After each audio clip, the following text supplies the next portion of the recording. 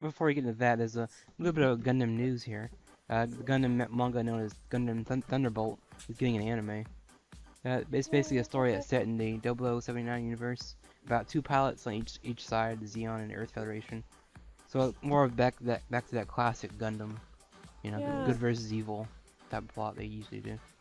yeah, I heard about that yesterday. I was like, oh, we're going back to 0079 again. This is like the fourth or fifth series that's gone back to that time. Uh, which Yeah, good question. I'm not really that excited for because Recon Geista was kind of sort of set in that old timeline. So this Yeah, might but be that another was one that way Well, kind of ahead of. it no, kind of might Reconquista is actually after Turn A. right. And Turn A is like way down the line in the timeline of Right. these Well, so I think I meant more like it's Gundam that if you don't know anything about, a lot of people are not gonna be watching this one, unfortunately. Oh yeah, no. this one's going to be heavily embedded in all the Yeah. prior Gundam facts. Yeah. It's like Yeah. I kind of like that when they do that, but then I kind of don't because it prevents a lot of people from watching it. Like Yeah, like everyone I was watching this Gundam now, Blood Orphans are not gonna be watching Thunderbolt when that comes out because No. it's It's kind of it's like heavily in, the original hmm series. And yeah, it won't even be Zeta yet because we're still at the 1 year war, so right. yeah, just the first series. And like I think MS8 is Uh-huh. during this time, I think. Yeah, I think so. It's somewhere around there. And the Pocket of War, I think, is another series. There's like about three series that all take place during this war. And it's Yeah, I do know there that backstory on Char. So if you watch some of oh yeah, that, you can get the maybe be Oh, Origins. Gundam the Origin, yeah yeah, maybe that's really good. you can get Well, into Origins is this. actually prior to this. Right. Yeah, Yeah. Origin's like the first thing chronologically that's ever happened, Right. apparently. I mean, it's might be a good jump start for you to watch that and then watch this. Mm, But we don't really know what it's gonna be like. I don't know who's working on it. So if it's gonna be, it feels like it might be a 50 episode series because that's a big history part oh of Gundam. wow, I don't know if they're gonna give it Yeah, that I much don't think time. so. For me, All I we know feel so like it's far is yeah. that it actually exists. We'll find out the rest as the details trickle out. Yeah, it's gonna be Yeah, interesting. See what they do. I'd say it's probably gonna be an OVA. That's my Uh idea. huh. Mhm. Yeah, I think so too. But yeah, so that's just a bit of news right there. It's kind of interesting. I guess we jump in the Gundam episode. Gundam Iron Blood Orphans 3, The Price of Life. It's Cool. Sam, sorry, you want to take this one, I guess, since you've been doing it all week. Sure, I'll gladly take the lead. So this, huh? Oh, never mind. Anyway, this episode of Iron Blood Orphans has taught us all a very valuable lesson. Don't trust Derp Hitler. No, no. Any person with that style of mustache can't possibly be an honest human being. I want to make a And I'm poster like. sorry to that one listener who thought it was really fashionable, and I'm sorry to Michael Jordan in the past. I want to make a poster saying like, "Would you trust this guy with your kids?" You know. Yeah. No, Oh no. boy. I'm like, if you took that long, if you took that much time to make your character look like Hitler, then you obviously made him to be evil. Right. There's a reason for that design. I mean, he's more of like a cunning bastard than like an evil character per se, but he's a total douchebag. Uh huh. Yeah. So Yeah. this episode had a number of interesting character-based developments. We haven't. We're still like plot-wise, we're at that like slowing things down, letting people get their bearings stage. One of the most interesting plot developments I personally liked was the one with Akahiro. Was it? Uh huh. Yeah. So we figured out more about like what About the guy who exactly looks like are. Dex. Yeah, and we were talking a bit more about like who exactly are the human debris, and the short answer is they're child slaves, Right. where they are like literally seen as property. Mhm. And Orga does what I think we can all agree is he does the right thing, where he gives them back their contracts and is like, you're allowed to leave if you want, you're allowed to stay if you want. If you want to stay and be my fighting force, I'm not going to say no, but you are more than welcome to be free and do what you want to do. Right. I don't think any of them have left. So it tells you right there, maybe they really got nowhere. I feel kind of like you kind of almost backs them into a corner like saying that because like they really have no place to go, technically. Yeah, So they where they else are they did gonna talk go? about Kudelia did talk a bit about that, where she's like, oh, the human debris. Like, even if they Hmm. weren't fighting for Maruba, that's the original owner of the CGS. Like, well, they're still pretty much fucked with their entire life. Oh, that was Yeah, Mika. Oh, that Mika was said Mika. Okay. that. yeah, I felt that kind of too. It's like even if they did leave, they can't really just go. Oh, I'm gonna go down to this place and get a job. Like they can't really work. Most Hmm. of them can't. So I mean, Yeah. they made a Yeah, point of that later on that I that didn't was realize actually that. my favorite scene too. Yeah, I didn't And realize that when I first saw their jackets that some of them had the red stripe on them. I didn't realize that till later on. I was like, oh okay, that's Yeah, why. that's how they Gotcha. distinguish, I guess, just the orphans Uh from huh. the child slave. Right, and the slaves can't really get jobs, so that's why they're kind of have no choice but to stay. Mhm. And also, interesting bit of world building was like, so apparently Earth has been united laterally, because it's like Canada and Russia are allies. So it's Hmm. like, are we just doing this based on like your lateral location on the world map? Like, I have no idea how they're actually defining all these alliances. Well, supposedly they're economic blocks, which is like they're put together based on economy, Hmm. which is kind of weird to me for certain economies. But then again, maybe it's the future and something happened and everybody's economy is slightly different now. I Uh-huh. I, I guess. Well, don't forget they've been exploiting the Martian economy for hundreds of years now. Well, yeah, but then again, that well, no, the economic blocks were like started before the colonies. Yeah. Episode had that like really small scroll of like history that was going on, right? Yeah. It was. Yeah. So it's like I honestly didn't bother to read that. I'm sure if you went and read all that, like you would find out so much about like the history of the world of Iron Blood Orphans. I'm fine not knowing that. There's enough world building and there's more than enough character development for me to care about other things than that.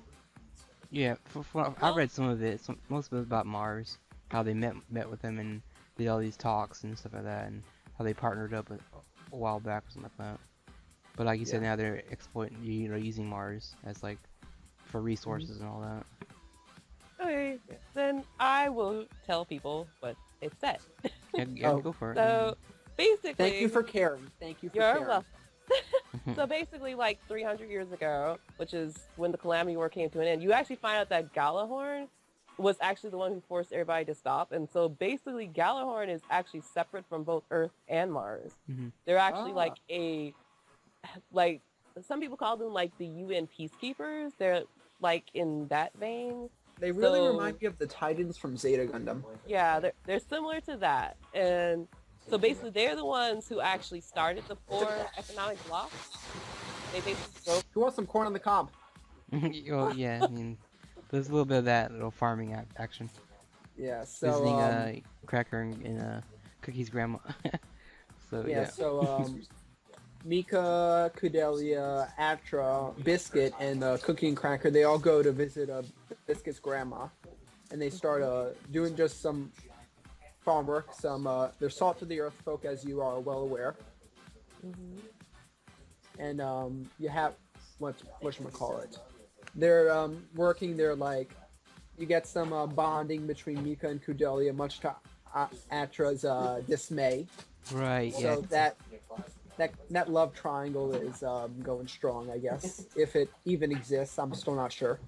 Yeah, No. there's Yeah. actually already shipping wars between Kudelia and Mika and Atra and Mika. But yeah, I was reading your comment last week, and I kind of said it last week on the recording too that I could see it'd be Akulia and Orga eventually, because those two could kind of interact a little bit more. Wouldn't mind that. Could I mean, in some corners of the internet, there's even Orga and Mika shippers. Oh, yeah, that's from the very beginning. Well, From yeah. day one. Even from like the promo art, people are doing that, I bet. You know, Mm. right before the series even came out, they were like, oh, yep, these two. Just because, that's how anime fans work. That's how their brains work Yeah, anyway. everything has to come in somehow. Right. I did like the part where we had like you said here, McGill's Fafreed, I guess his name is. and the other guy, he's like his partner. I don't know what he really is, but he just hangs around all the time. But those two kind of doing their investigation work was kind of cool. I I keep like wanting seeing calling that. him Galileo, but it's not Galileo. Uh-huh. It's like Galileo or something like that. Galileo Baudin? Yeah. What's his name? Yeah, Farid and whatever his other name Yeah. is. Yeah, I see. I can see where you say Galileo. I see it I now. call them this version Char and Garmin. They're basically that's what Uh-huh. they even look alike. I could definitely see the blonde guy becoming the Char equivalent of Ironblood Orphans. And for those of you who are listening to this and don't care about other Gundam shows where Char exists, Char's the guy in the snazzy red outfit with the funky helmet, and is always he always has either the red Zaku or the golden Hyakushiki. Well, that's like a thing of Gundam anyway. The mask guy. If you've seen any So. Gundam, you've seen a Char clone. Right. Yes, so keep exactly. saying he's a shark one, but a lot of people listening to this probably haven't seen any Gundam, so it's like we should explain what we mean when we say, Well, that's "Oh, what- he's you know. just like Char." That's what I mean by anyone wearing a mask. You know, It's usually. kind of funny, like even if you never seen Char or even heard of Char, Uh-huh. you know who this person is. Like I think my first Gundam was Seed, and Okay, so so the you're one on in then. Seed was Le Creuset, Yep. and I was like, oh, it's the mask guy. Yeah, And exactly. You just know who that is. Yeah. I'm not so sure about that because really, Gundam is a foreign language in and of itself. Like, I'm with anime fans, but like, I'm also with a Gundam fan, and just like talking to the Gundam fan is a completely different conversation than just talking to another anime fan because it's like, all these proper nouns are driving us crazy. Oh yeah, but I still agree with Irene there. Most people have seen any promo art of a Gundam series have seen a masked character once or twice. Yeah, actually, if you look up the trope, basically the Char clones actually start filtering out into other series too. It's like all you need is to have a certain character type, be sort of mysterious, hide your face a little bit, and there you go. Well, And you- people even- want it. yeah. TV tropes. Even if you want to go far as like the revenge character is based off him anyway. You know, Char was like one of the original ones that are the characters that wants revenge for We're certain not talking things about in the TV past. tropes, are we? Yeah. Yeah, Sorry. Right, they're in every series, unfortunately. Yeah, you like it or not. that That's that how you website build- is bullshit. That's how you build the I'm show. putting my foot down now. Anyone who uses that like for I reference love is that site. oh god damn it, Irene. But anyway, I'll get back on this focus thing. Just again, like seeing Gallo and McGillis kind of do their investigation there was kind of cool. And Yeah. they made that one guy kind of like bang his head against the wall. That's pretty funny. That was I was like, wow, they really got to him. Yeah, they're like that guy who's like the Gala Horn officer on Mars. He's really like, oh, I'm so sorry. The information you're looking for was accidentally deleted somehow. I wouldn't know. Yeah. It's like, oh, don't worry, we already recovered. It's like, oh, And we read through it and everything. I really like McGillis and well, not so much Galio right so far. Galio actually for me reminds me of like he's like that aristocratic best friend who just Mhm. like hangs around and he's Havia. yeah, well he's worse than Havia. At least Havia actually does something. Yeah, this guy's kind of like, Galio only like the only thing we've seen him do is like stand up and talk about and like make snarky commentary and he's kind of, yeah. that's all he's done. he's the kind of whole like, he's trip. very a big suck up, I think, to McGillis. I think Yeah. really, he's like, oh, my Let's sister's not in leave out town, the you know. fact that McGillis is engaged to Right, his, his sister. But his it was 9-year-old sister. It was an Yes. arranged thing, so and he obviously doesn't like it. No, so- he's like, I guess I'll go. Like I mean, when they're talking about it, seriously, yeah. The girl's 9. He's like what, 20? Yeah. Gosh. Maybe that's how they do it in the Gundam universe. Gotta Mhm. get them Yeah. while they're young, I guess. Uh, But- Oh Wait, god. No, Real well, gosh. I mean, even that, like you said, he doesn't really see it that way either. He's just like, yeah, whatever. He doesn't like it either. But He doesn't also really care. from like other sources, basically saying that McGillis and Galio are basically they're both nobles. They're both Mhm. like aristocrats, and their families specifically are like some of the ones who started Gala Horn like all the way back when it first started.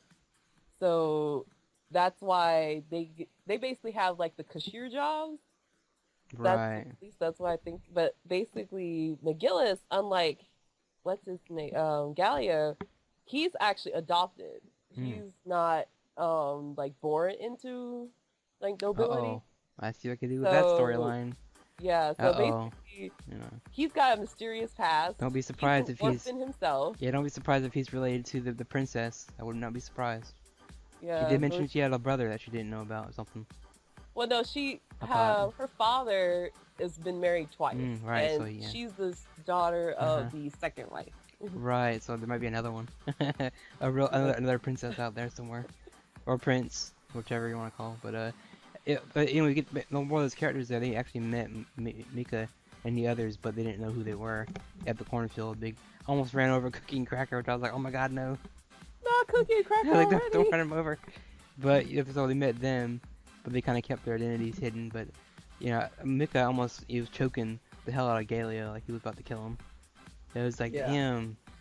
But yeah, again, it's the whole thing. Don't mess with Mika's friends at all. No one, even his Yeah. two He's got girls. a You know. very clear berserker switch, and he Oh, is not afraid to use it.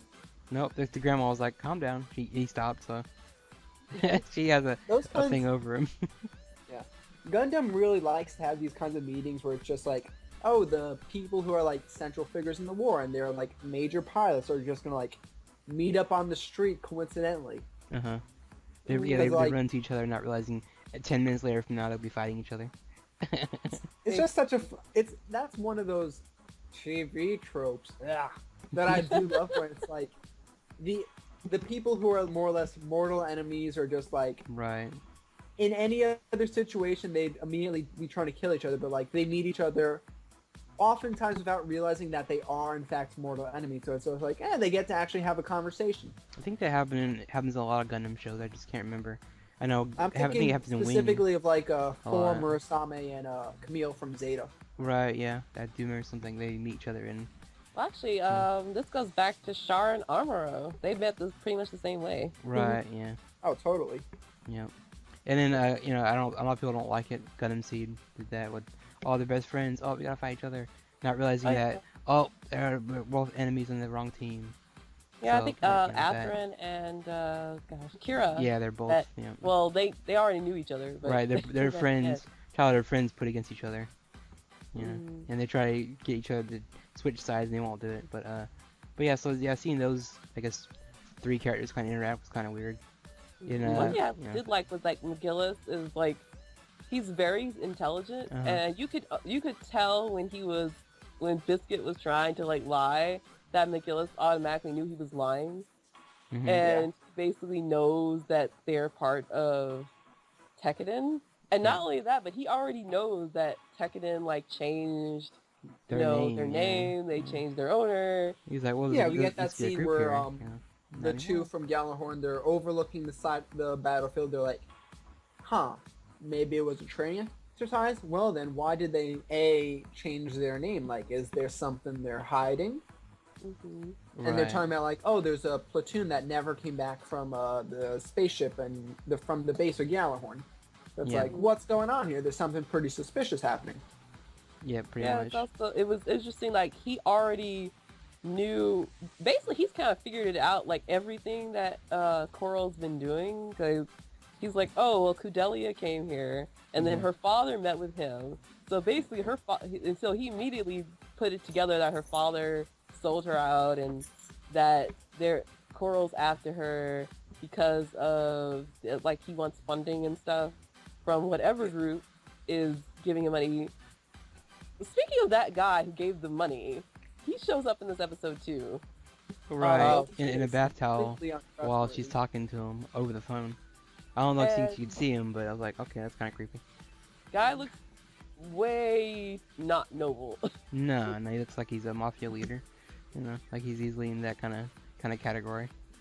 I mean, That that was- guy is incredibly sketchy, but like, we talked a bit about like Kudelia's trip to the farm, and like, this was inspired by her conversation with the noblest guy, because I mean, I don't remember the exact words, but it was something like, "Oh, good job, you've got all these."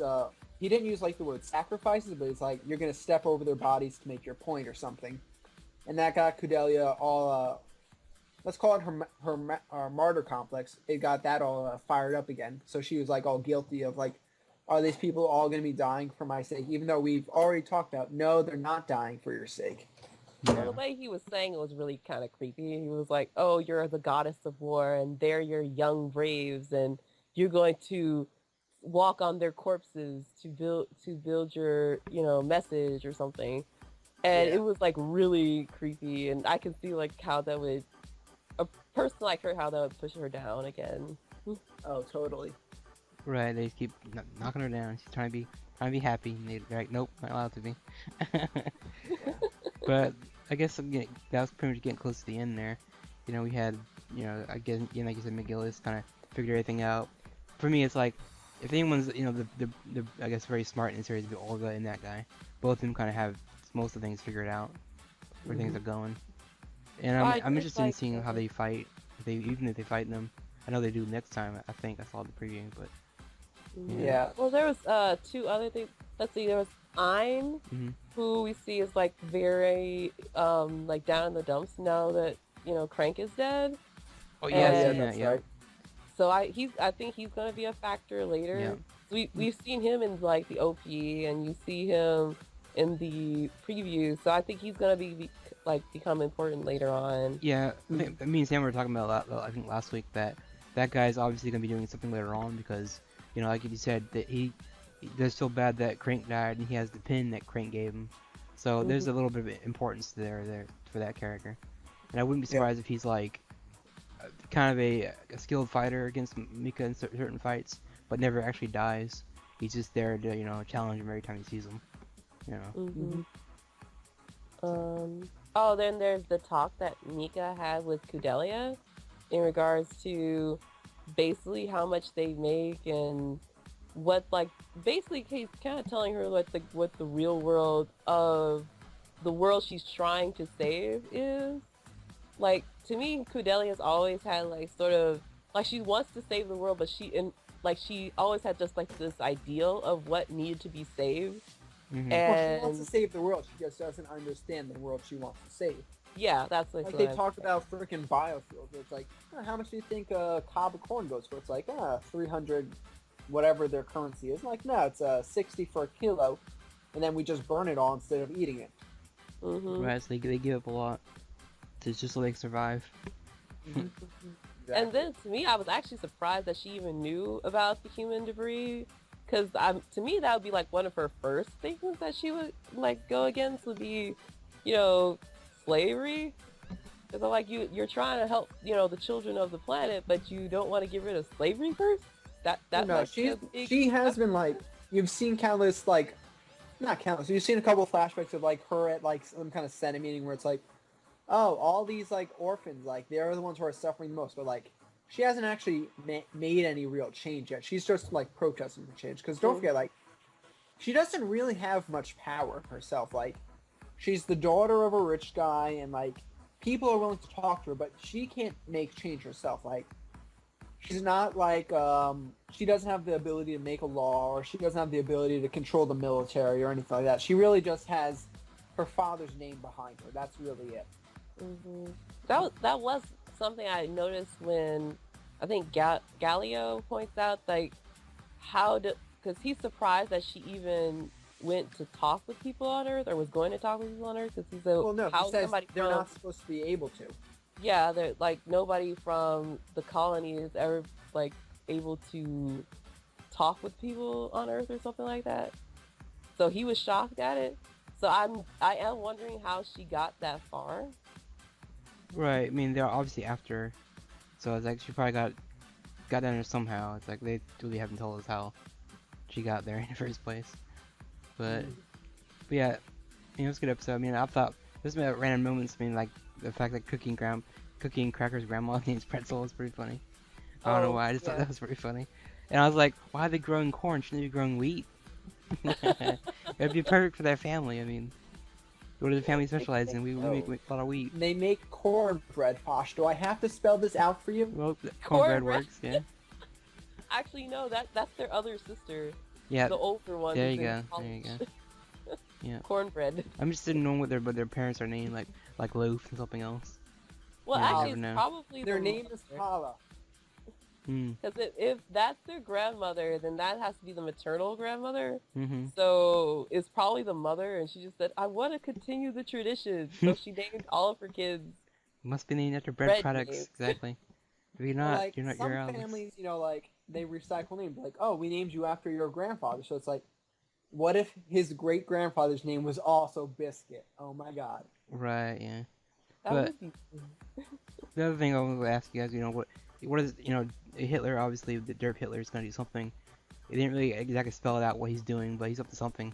It involves, I think, the Well, mission next week, going to space, which well, I to think is what they're doing explain now. why Darth Hitler can't be trusted, Mm-hmm. they're still doing the job of we're trying to get Kudelia Right. to Earth. Yep. It's not that easy because all like space travel is more or less monitored by Gala Horn. Mm-hmm. So the only way to really do it is like they need to hire a transporter company that's gonna guide them. And this is also after this I want to talk briefly about like the ship and the renaming and whatnot. Oh So yeah, the flag too. Forgot that. Derp Hitler, or as his actual name is Toto, not Toto from Wizard of Oz, although it's pretty damn close. Mm-hmm. He's still like, oh, I know the guy who's like the head of another shipping or guiding agency. I can hook you up, bro. What do you say? So he's like, all right, sure. And like, or he's like, he knows that if he fails, kaput.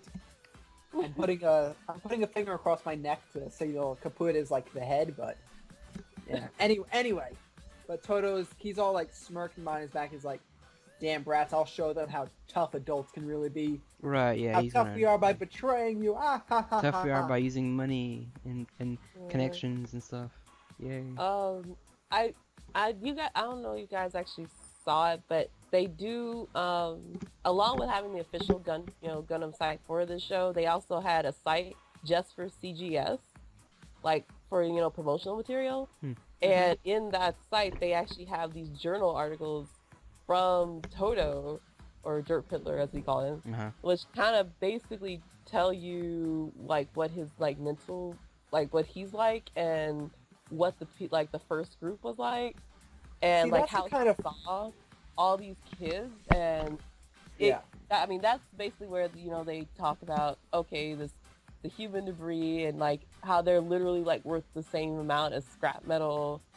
And it's like a lot of background that you basically get on just this world. And it's See, that is really interesting. And if I knew that had existed, I would have gladly read that. But like, I mean, I don't know. Before I watch a show, I try to avoid as much promotional material as possible. Like, I don't look up character bios and I don't look up like plot summaries more than like the basic one paragraph. This is the show. This is what it's about.